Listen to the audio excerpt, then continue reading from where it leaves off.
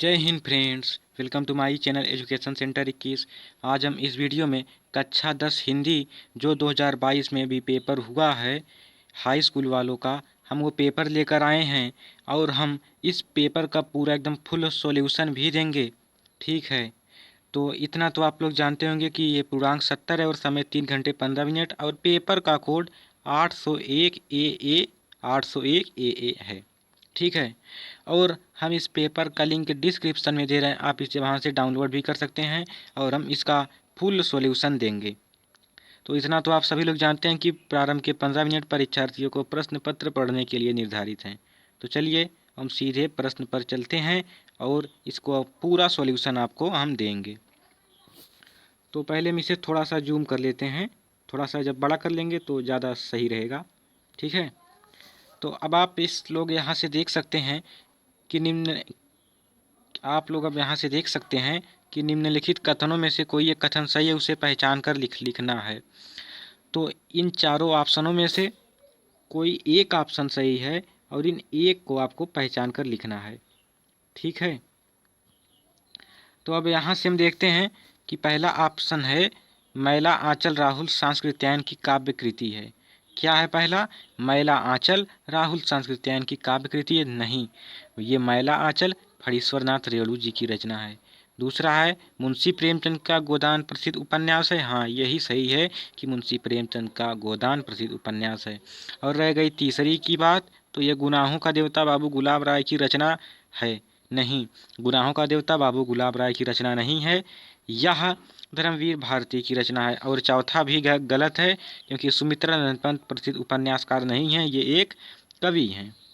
तो इस तरीके से अगर आपको लोग इस दूसरे वाला मुंशी प्रेमचंद वाला लगाए होंगे तो ये सही हो जाएगा, और अगर यही आप लोग सही करके आए हैं तो आपको 1 नंबर मिल जाएगा। फिर इन निम्नलिखित काव्य कृतियों में से किसी एक रचनाकार का नाम लिखिए। तो प्रतिशोध के रचनाकार हैं मैथिली शरण गुप्त, और भूले बिसरे चित्र के रचनाकार हैं भगवती चरण वर्मा। आवारा मसीहा के रचनाकार हैं विष्णु प्रभाकर, और ठूठायाम के रचनाकार हैं भगवत चरण उपाध्याय। यानी इन चारों में से आपको केवल किसी एक का नाम लिखना है। इन चारों में से आपको केवल किसी एक का नाम लिखना है। हमने तो आपको चारों बता दिया, आपको किसी एक का नाम लिखना था या ठीक है। अब इसके बाद देखते हैं कि लहरों का राजहंस किस विधा पर आधारित रचना है। तो लहरों का राजहंस नाटक विधा पर रचना है और इसके रचनाकार है मोहन राकेश। जय पराजय रचना के लेखक का नाम, तो जय पराजय लेखक के रचनाकार हैं उपेंद्र नाथ अश्क, यह भी एक नाटक है। तीसरा अगला प्रश्न है राजेंद्र यादव की प्रतीक्षा किस विधा पर आधारित रचना है। तो राजेंद्र यादव की प्रतीक्षा कहानी विधा पर आधारित एक रचना है। अब इसके बाद आता है दूसरा वाला प्रश्न कि रीतिकाल के प्रमुख 2 कवियों का नाम लिखकर उनकी एक एक रचना के नाम लिखिए। तो रीतिकाल के 2 कवि, सबसे बड़े कवि, सबसे अच्छे कवि या सबसे अधिक प्रसिद्ध कवि हैं बिहारी लाल, जिनकी एक रचना है बिहारी सतसई, और दूसरे कवि हैं भूषण, जिनकी रचना है शिवराज भूषण, और तीसरे कवि हैं केशव दास, जिनकी रचना है रामचंद्रिका। तो ये 3 कवि हैं, इसमें 2 ही पूछा है तो हमने 3 बताया। कोई बात नहीं, आप तीनों याद कर लीजिए। ठीक है, तो छायावादी युग की 2 प्रवृत्तियों का उल्लेख कीजिए। तो छायावादी युग की पहली प्रवृत्ति है कि प्रकृति का मानवीकरण।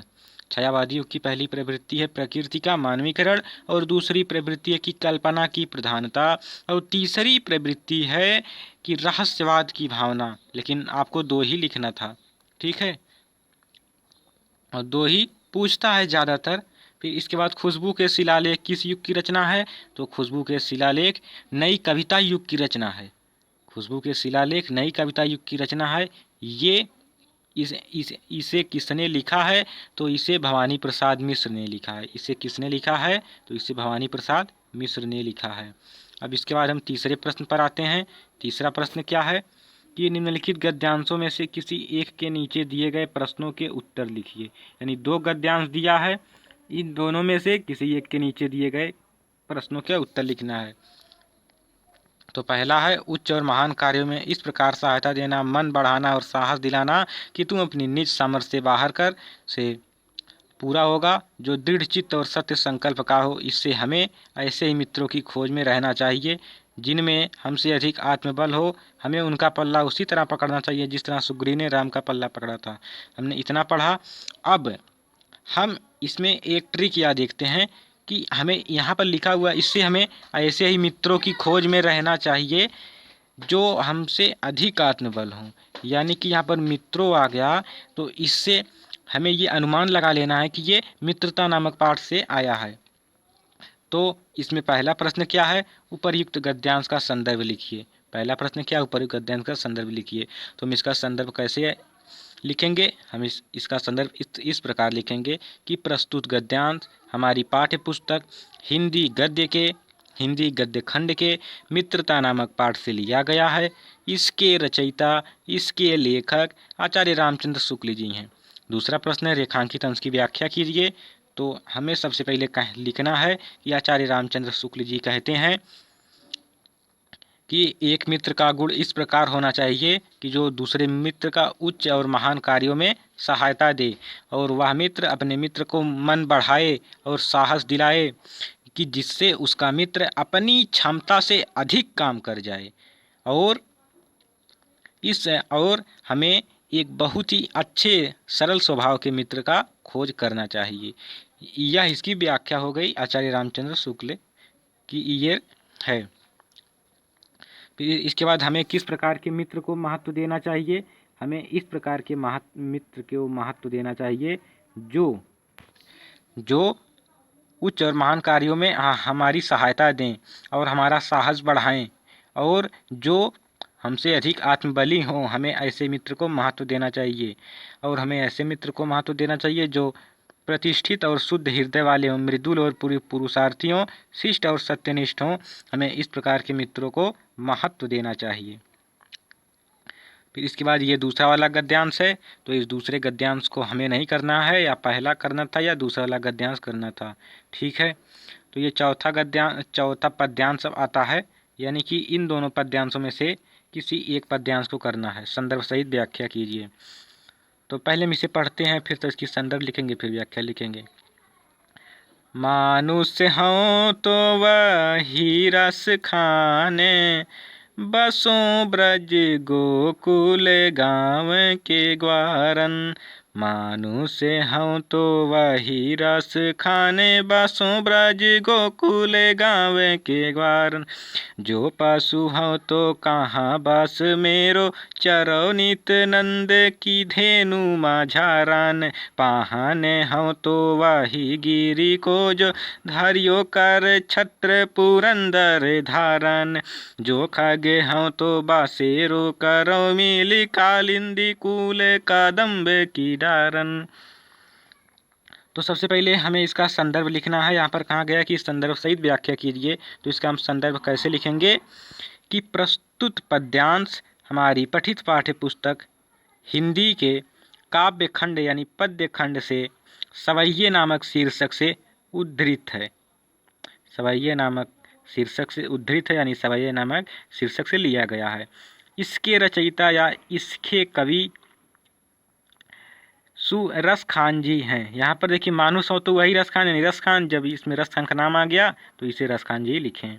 तो ये तो इसकी संदर्भ हो गया। अब हम इसका व्याख्या करते हैं। व्याख्या हेडिंग डालेंगे, फिर लिखेंगे कि मानुष हो तो वही रस खान, यानी रस खान जी कहते हैं कि अगर मैं मनुष्य का जन्म लूँ, अगले जन्म में अगर मैं मनुष्य का जन्म लूँ, तो बसों ब्रज गोकुल गाँव के गौरव, यानी मेरा जन्म ब्रज और गोकुल के गांवों में हो और मैं वहीं पर निवास करूं। जो पशु हो तो कहा बस मेरो, कि अगर मैं पशु की योनि में जन्म लेता हूं तो उसमें मेरा वश कहाँ चलेगा। लेकिन मैं इतनी इच्छा करता हूं कि मैं नंद की धेनु मझरन, मैं बाबा नंद की गायों में विचरण करता रहूं, यानी गायों के बीच विचरण करता रहूं, गायों के बीच रहूं। पाहन हो तो वही गिरी को, यदि मैं अगले जन्म में पत्थर का जन्म लेता हूँ तो उसी गिरी का मुझे, उसी पर्वत का मुझे पत्थर बनाया जाए, जो धरियो कर छत्र पुरंदर धारण, जिसे श्री कृष्ण भगवान ने अपने उंगली पर इंद्र का घमंड तोड़ने के लिए धारण किया था। और जो खग हूँ तो बसेरो करूँ, यदि मैं पक्षी रूप में जन्म लेता हूँ तो मैं उसी कदम की डालों पर अपना निवास करता रहूँ। तो इस प्रकार की इसकी व्याख्या हो गई। ठीक है, तो अब हम चलते हैं अगला क्या है, निम्नलिखित लेखकों में से किसी एक लेखक का जीवन परिचय दीजिए तथा उनकी किसी एक रचना का नाम लिखिए। पहले हैं जयशंकर प्रसाद, दूसरे राजेंद्र प्रसाद, तीसरे भगवत उपाध्याय।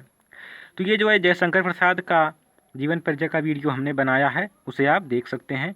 हम उसका लिंक डिस्क्रिप्शन में दे देंगे, या तो आप चैनल पर चले जाइए, वहीं से आप देख लीजिएगा। फिर इसके बाद निम्नलिखित कवियों में से किसी एक कवि का जीवन परिचय दीजिए तथा उनकी किसी एक रचना का नाम लिखिए। तो पहले हैं तुलसीदास। तुलसीदास का जन्म सन 1532 ईस्वी में उत्तर प्रदेश के बांदा जिले के राजापुर नामक ग्राम में हुआ था। इनके पिता का नाम आत्माराम दुबे एवं माता का नाम हुलसी था।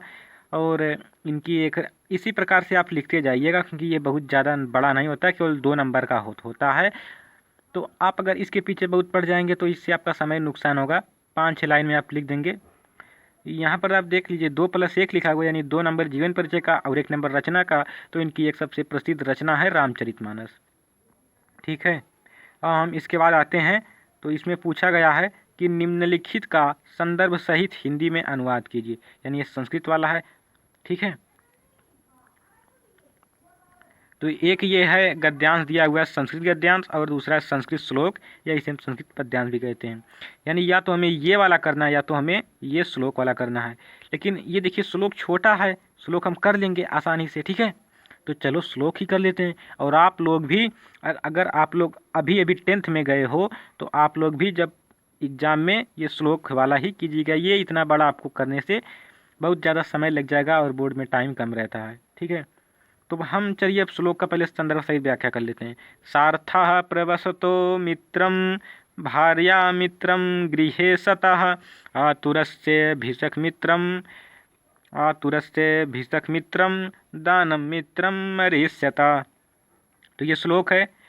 हम पहले श्लोक की संदर्भ लिखते हैं, यानी कि ये श्लोक कहाँ से लिया गया, यानी तो हम इसका संदर्भ लिखेंगे कि प्रस्तुत श्लोक हमारी पाठ्य पुस्तक हिंदी के अनिवार्य संस्कृत खंड से जीवन सूत्राणी नामक पाठ से लिया गया है। बस यहीं तक रहेगा, क्योंकि संस्कृत में हिंदी का जो संस्कृत वाला पोर्शन होता है उसमें लेखक नहीं रहते हैं, बस केवल हमें पाठ का नाम लिख देंगे तो इसका संदर्भ हो जाएगा। अब आ गई बात अनुवाद की, तो हम अनुवाद हेडिंग लिखेंगे। फिर लिखेंगे कि सारथा प्रवस्तो मित्रम, यानी कि विदेश में रहने वाले का मित्र धन होता है।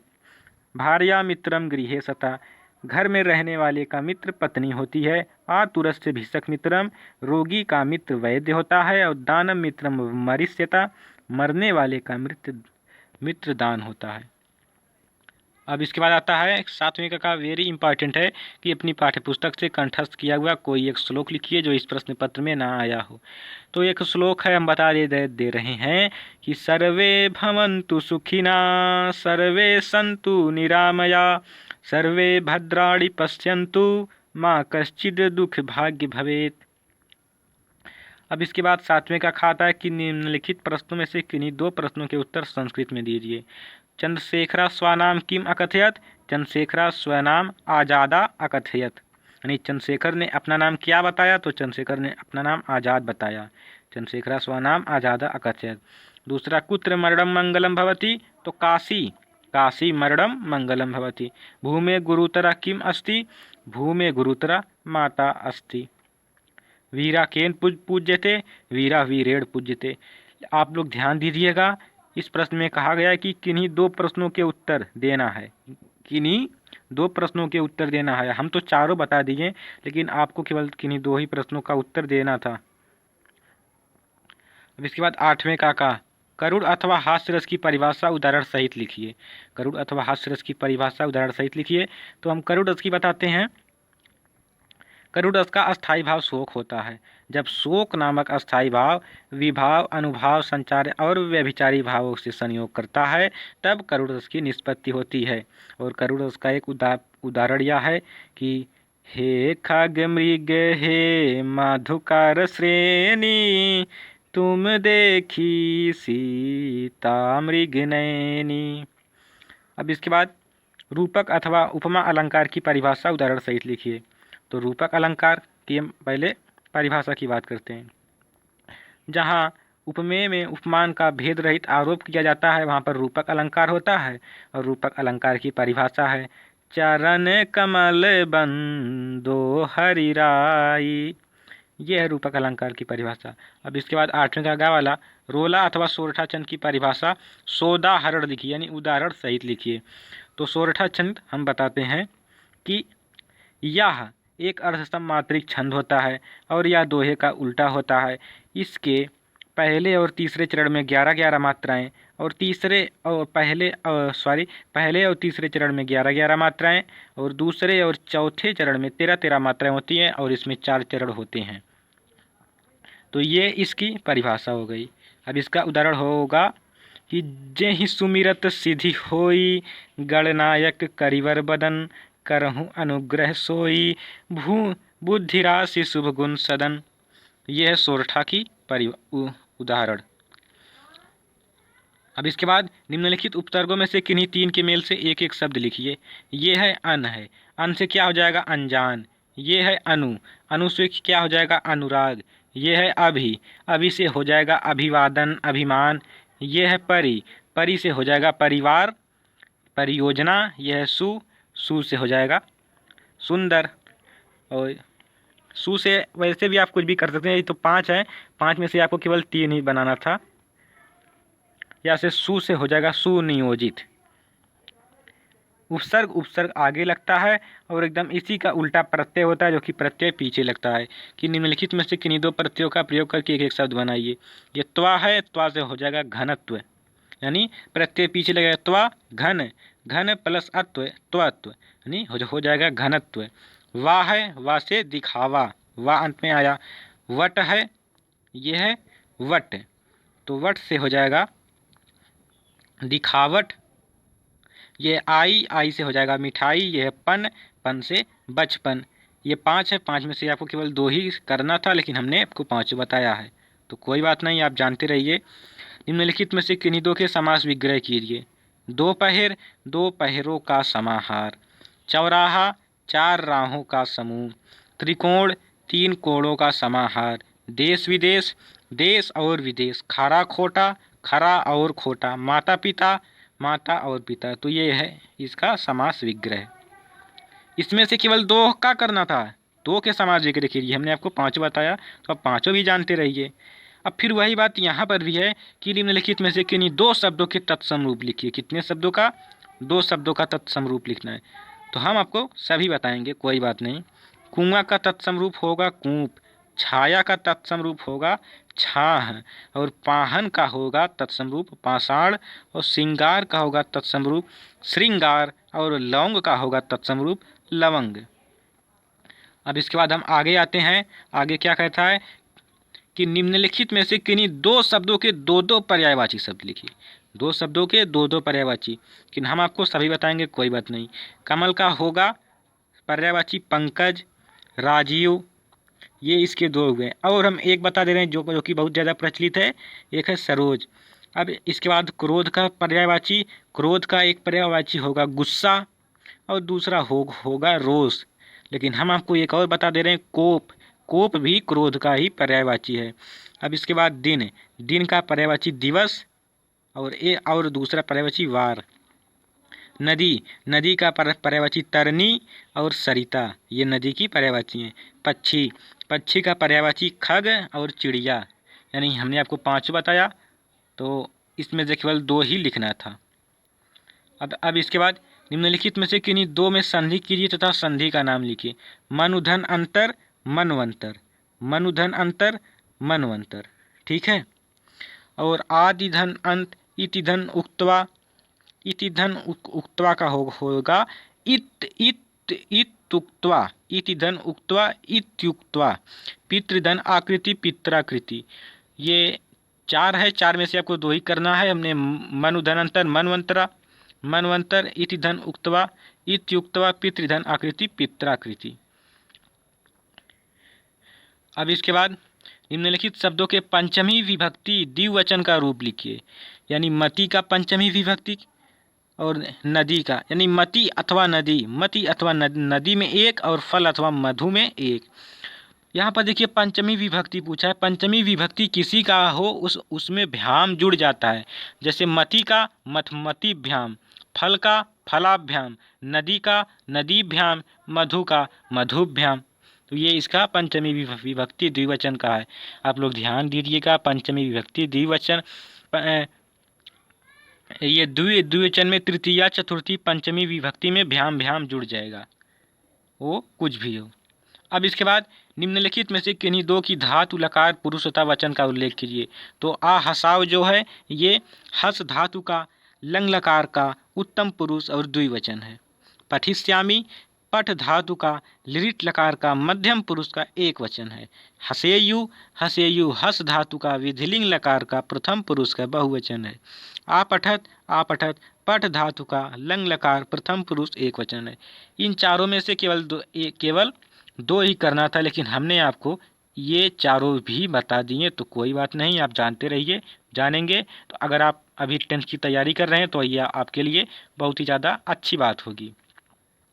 फिर इसके बाद निम्नलिखित में से किन्हीं दो वाक्यों का संस्कृत में अनुवाद कीजिए। केवल दो ही का करना है। कैसे करना है हम बताते हैं। हमें अपने कर्तव्य का पालन करना चाहिए। तो वयम निज कर्तव्यम पालनम कुर्याम, ये इसका होगा। विनय मनुष्य का आभूषण है, तो विनयः मनुष्यस्य आभूषणम अस्ति। तीसरा है भारतीय संस्कृति उदार और गतिशील है, तो भारतीय संस्कृति उदारा गतिशीला चा अस्ति। उदारा गतिशीला चा अस्ति। सदाचार की रक्षा करनी चाहिए, तो सदाचारा रक्षेयुः, सदाचारा रक्षेयुः। इसके बाद 11वां प्रश्न आता है कि निम्नलिखित विषयों में से किसी एक विषय पर निबंध लिखिए। जीवन में अनुशासन, वृक्षारोपण पर, प्रदूषण की समस्या और राष्ट्रप्रेम की भावना। अभी 2-3 दिन पहले ही हमने प्रदूषण पर एक निबंध बनाया था, एक निबंध पर वीडियो बनाया था, तो आप लोग उससे ये वाला प्रदूषण देख सकते हैं। फिर इसके बाद अपने पठित खंड काव्य के आधार पर निम्नलिखित प्रश्नों में से किसी एक प्रश्न का उत्तर दीजिए। अगर आपके जिले में चाहे जो भी खंड काव्य चलता हो, या चाहे जय सुभाष या तुमुल, कर्मवीर भरत, मुक्ति दूत, कुछ भी चलता हो, तो आप उसके हिसाब से देना है। मान लीजिए कि आपके खंड काव्य में क्या चलता है, मान लीजिए कि आपके खंड काव्य में अग्रपूजा चलता है, तो अग्रपूजा खंड काव्य के धृति सर्ग का कथानक लिखिए, या अग्रपूजा खंड काव्य के प्रधान पात्र का चरित्र चित्रण कीजिए। इन दोनों में से एक ही प्रश्न का करना है, तो एक ही प्रश्न का आपको उत्तर देना है, ठीक है। तो इस प्रकार हमने कक्षा 10 यूपी बोर्ड द्वारा जो अभी 2022 में हाई स्कूल हिंदी का पेपर हुआ है, हमने उसका सॉल्यूशन सहित वीडियो बनाया है, और हम इस पेपर का लिंक डिस्क्रिप्शन में दे रहे हैं, आप उसे वहां से भी डाउनलोड कर सकते हैं। हम मिलेंगे नेक्स्ट वीडियो में। जय हिंद।